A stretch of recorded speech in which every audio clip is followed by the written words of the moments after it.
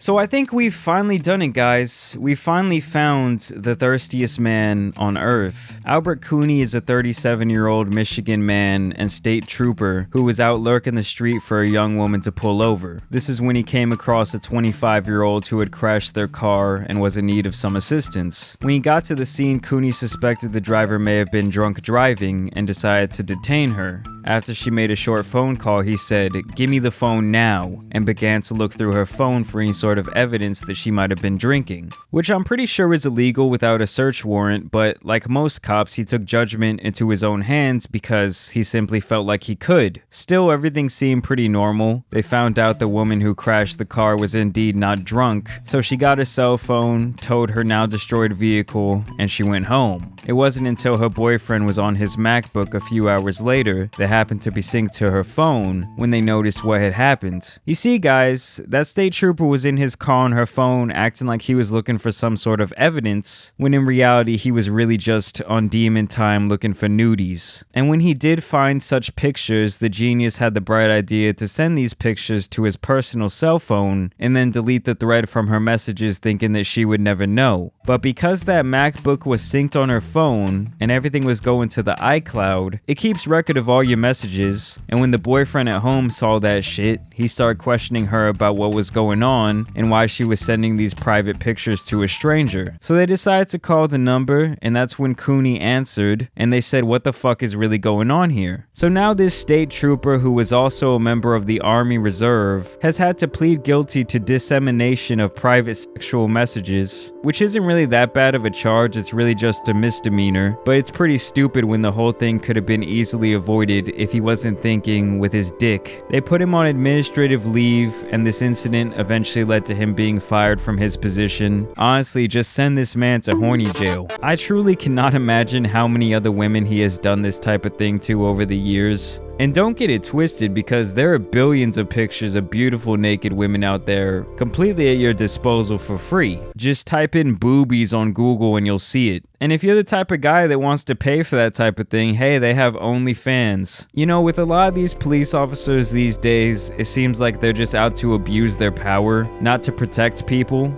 And they don't really seem to care who they violate in that process. Half the time, these motherfuckers are trying to trick you and get you to slip up, acting like they're not even the police, okay? They're on some other shit. And that's not to suggest that every cop is a power-hungry creep, but birds of a feather often flock together. And sometimes people change for the worse once they start seeing some shit. That's all I'm saying. I don't know, guys. I just thought this was a crazy story. Like I said, the whole thing could have been avoided if he wasn't such a clown. Just a fucking weirdo, guys. But let me know what you guys think about this story down below. I hope you're having a good weekend, guys. And I'll catch you guys tomorrow with a new video. Alright, peace.